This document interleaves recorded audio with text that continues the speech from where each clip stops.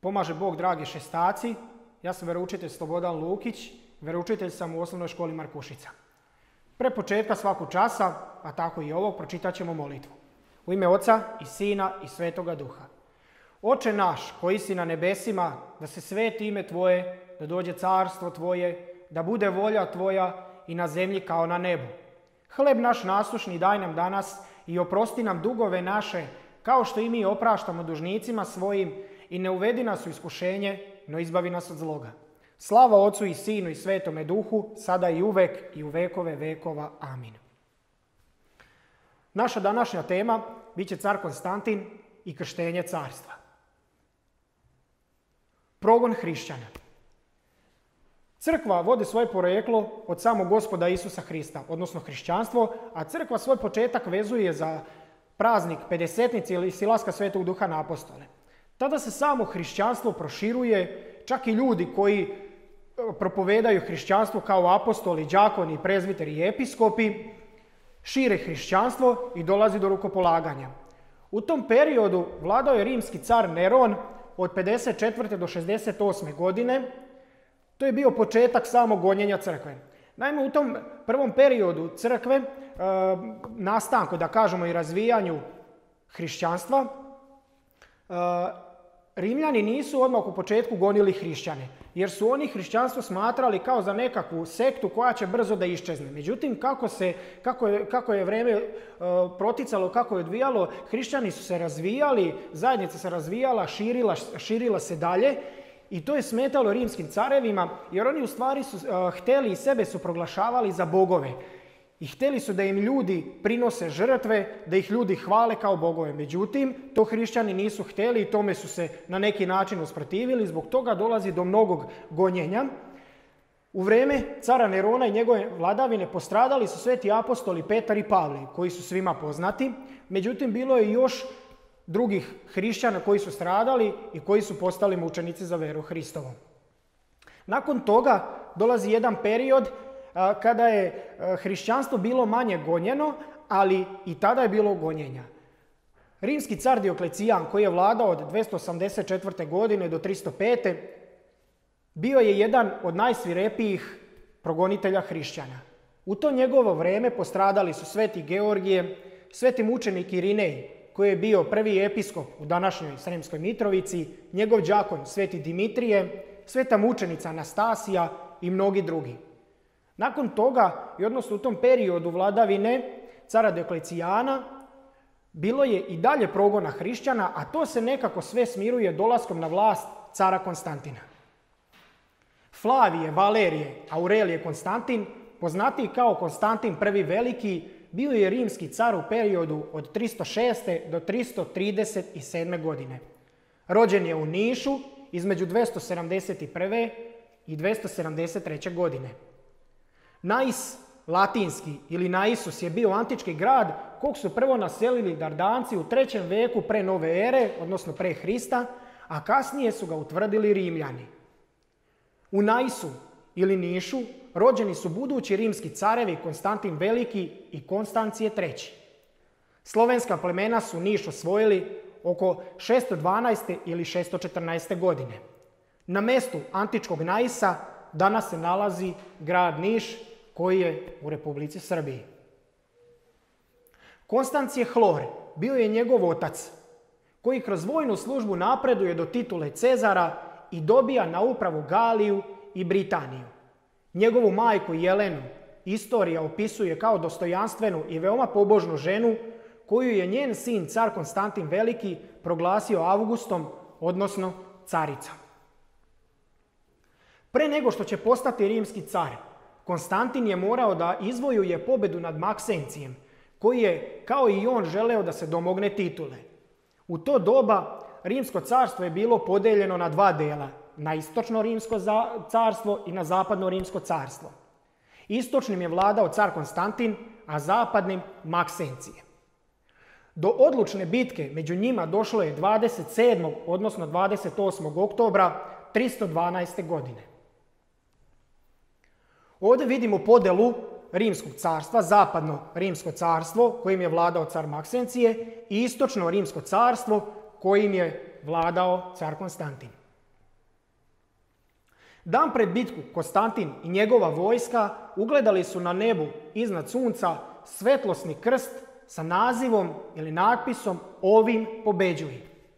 Tokom noći pred samu bitku Konstantinu se u snu javio Gospod Isus Hristos i rekao mu da napravi vojnu zastavu na kojoj će biti vidljiv znak na nebu. Odnosno, tokom noći pred samu bitku Konstantinu se javio Gospod Isus Hristos koji mu je rekao da napravi vojnu zastavu na kojoj će biti znak koji je on video na nebu. Sutradan Konstantin je naredio da se napravi vojna zastava sa iskovanim vencem na vrhu u kome se nalaze spojena grčka slova H i R, početna slova Hristovog imena. Ova zastava je uskoro dobila ime Labarum. To je upravo ovaj znak koga vidite. Konstantinov krst, Hristov monogram. Hristov monogram ili Labarum se sastoji od prva dva grčka slova u reči Hristos i slova H i slova R. Prvi put je upotrijebio rimski car Konstantin. Slovo R se često prikazuje tako da podsjeća na pastirski štap, a slovo H da podsjeća na krst, predstavljajući Isusa Hrista kao dobrog pastira svoje pastve hrišćanske crkve. Car Maksencije rođen je oko 278. godine, umro je 28. oktobra 312. godine i bio je car zapadnog rimskog carstva od 306. godine pa sve do svoje smrti. Početkom 312. godine Konstantin Veliki je prešao Alpe i upao u Italiju, pobedio je Maksentijevu vojsku u nekoliko bitaka i stigao je do Rima u oktobru. Do odlučujućeg sukoba ili do odlučujuće bitke došlo je kod Milvijskog mosta 28. oktobra 312. godine, a Maksencije se tad ponadao da će on u stvari, da će taj dan u kojoj bude bitka, da će on u stvari biti proslavljeni rimski car. Međutim, do toga nije došlo jer je car Maksencije u stvari postradao u toj bitci. Ovdje su slike kako je to bilo prikazano onako, bitka kod Milvijskog mosta, blizu Rima, gdje se sukobio car Konstantin i car Maksencije, i Milvijski most kako izgleda danas. Naime, hrišćanstvo je bilo progonjeno, da kažemo silovito, i mnogo su mučili hrišćane sve do Milanskog edikta 313. godine, kada je u stvari car Konstantin doneo jedan edikt ili zakon po kojim je dao slobodu hrišćanstvu i hrišćanima, odnosno da mogu javno da ispovedaju svoju veru. Edikt je naziv za dokument koji se službeno objavljuje, neki zakon ili uredba sa zakonskom snagom. Milanski edikt je zakonski akt koji su donijeli carevi Konstantin Veliki i Licinije, a kojim je proglašena verska ravnopravnost i prestanak gonjenja hrišćana koje je trajalo 300 godina. Proglašen je u Mediolanu, današnji Milano, 313. godine. Pa kaže, odlučili smo da dozvolimo hrišćanima i svima drugima slobodu izbora i da sleduju veri kojoj bi oni želeli. I da apsolutno ne treba niko odbijati pravo da sleduje i izabere pobožnost i veru hrišćana. Njime hrišćanstvo nije postalo državna religija, niti je bilo privilegovano, ali im je dozvoljeno da mogu javno da ispovedaju svoju veru, a da zbog toga ne snose nikakve posljedice. Zakon nije samo zabranio progone hrišćana, već naređuje da je onima kojima imovina oduzeta, da im se ta imovina vrati, jer su tada u to vrijeme hrišćanima oduzimali imovinu, rušili im kuće, konfiskovali, a tada je sve to moralo da se vrati, što uključuje imovinu koja je pripadala crkvi. Posle Milanskog edikta, car Konstantin je ukinuo smrtnu presudu raspeća na krstu. Sami znamo da je Gospod naš Isus Hristos umro na krstu raspećem, što je smatrana najsvirepija smrt ili kazna koja je smatrala najveću osudu je bila u stvari razapinjanje na krst. Ukida gladijatorske igre. U tom periodu kada su bile te gladijatorske igre, ti rimski carevi često su hrišćane bacali u jame ili bacali ih u te koloseume, te da kažemo prostore gdje su se hrišćani morali boriti za svoj život, pa su se često borili sa raznim gladijatorima, a to su bili vojnici koji su bili uvežbani za rat, ili su hrišćani morali da se bore za život u borbi sa nekom životinjom. To je car Konstantin ukinuo. Naređuje da se slavi nedjelja kao dan odmora i hrišćane postavlja na najbolja mjesta u carevini. Konstantinov grad. Konstantin je na mjestu drevnog Vizanta počeo da podiže svoju novu rezidenciju, Novi Rim ili Konstantinov grad, Konstantinopolje. Građen je 6 godina i posvećen je 11. maja 330. godine. Postavljen je na jednom od glavnih puteva između Europe i Azije. Evo možete da pogledate zidine Carigrada danas, a zatim Carigrad danas kao grad Istanbul.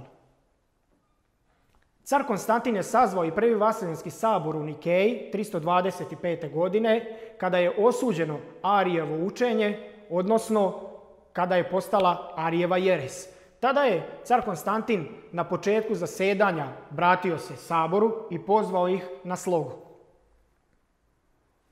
Car Konstantin se krstio pred svoju smrt 337. godine u gradu Nikomidiji. Sahranjen je u hramu Svetih apostola u Carigradu. Naša sveta crkva proslavlja cara Konstantina i njegovu majku Jelenu kao svete i ravnoapostolne 3. juna po novom kalendaru. Dekretom cara Teodosija 380. godine hrišćanstvo je postalo zvanična religija imperije. Flavija Julija Helena, koja je rođena oko 249. godine, umrla je 329. godine, poznatija je kao carica Jelena ili Sveta Jelena. Bila je majka rimskog cara Konstantina I. Velikog. Po tradiciji nastalo je već u 4. veku, Jelena je u Jerusalimu pronašla jednu od najvećih hrišćanskih relikvija, časni krst, pa se zbog toga poštuje kao svetiteljka u pravoslavnoj crkvi. Naime, kada je car Konstantin proglasio hrišćanstvo kao slobodnu religiju 313. godine, njegova majka, carica Jelena, odlazila je u Jerusalim da bi tamo pronašla časni krst na kome je bio razapet Gospod Isus Hristos.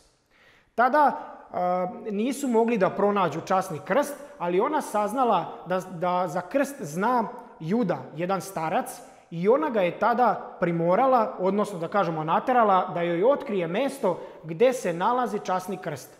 Naravno, oni su iskopali jedan mnogobožački hram ispod kojeg su se nalazila 3 krsta, ali nisu znali na kojem krstu je bio razapet Gospod Isus Hristos.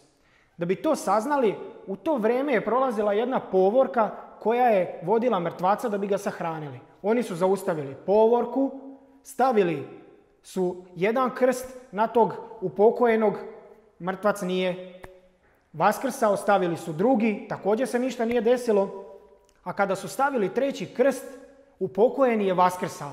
Tako su znali da je u stvari to bio časni krst na kome je razapet Gospod Isus Hristos. Od tada carica Jelena je počela da diže hramove u Jerusalimu i na svim onim mjestima gdje je Hristos prolazio prilikom svog stradalnog puta. Došli smo do kraja naše današnje lekcije i za domaću zadaću imate da izaberete i da uradite zadatak. Napiši šta bi mogao promijeniti u svom životu da bi postao bolji. Vidjeli smo kako je to car Konstantin promijenio ne samo u svome životu, nego u životu mnogih hrišćana kada su dobili slobodu i kada su mogli javno da ispovedaju veru koju oni žele. I gdje možemo svakodnevno u našem životu da vidimo znak krsta. Na ova pitanja odgovorite u svoju radnu svesku, a zatim ih podelite vašem veroučitelju. Do sljedećeg viđenja i slušanja pozdravlja vas veroučitelj Slobodan. Živi i zdravi bili.